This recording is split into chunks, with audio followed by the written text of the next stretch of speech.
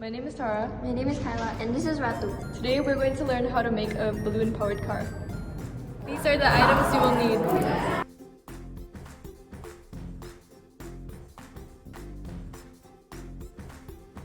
Cut 2 straws so that they are slightly longer than the width of the bottle.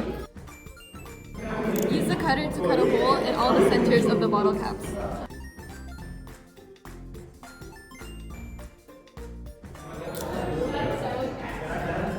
Tape the 2 straws onto the bottle and make sure that they are parallel to each other.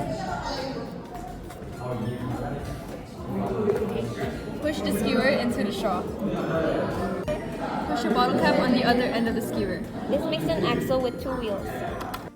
Make sure your axles spin freely. We added more tape to make it stick better. Take another straw and slide it into the neck of the balloon. Tightly wrap a rubber band around the neck of the balloon. Blow the balloon up through the straw to make sure there are no leaks.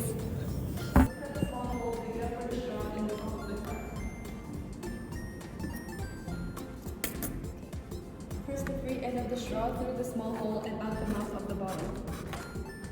Tape the straw so that it points upwards, not downwards. Decorate your car based on your preferences.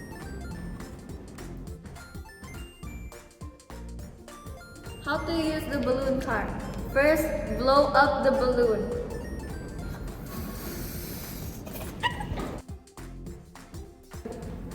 And now your car should work.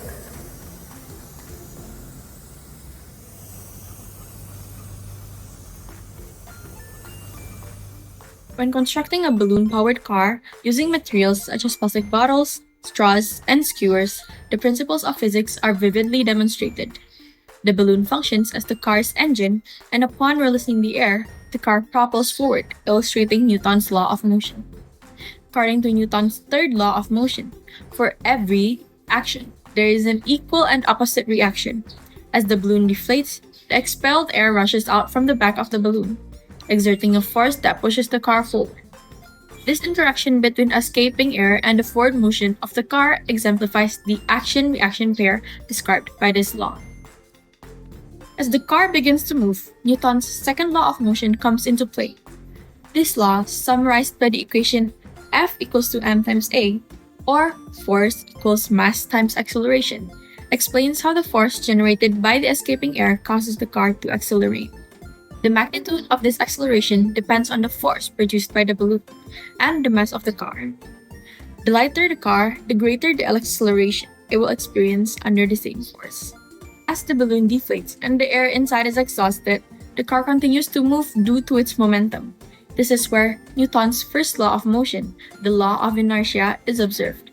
The car, now in motion, will continue moving at a constant velocity unless acted upon by an external force. However, the story of energy doesn't end there.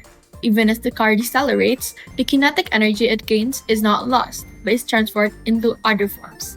The friction between wheels and the ground generates heat, and the sound you hear as the car moves is another form of energy.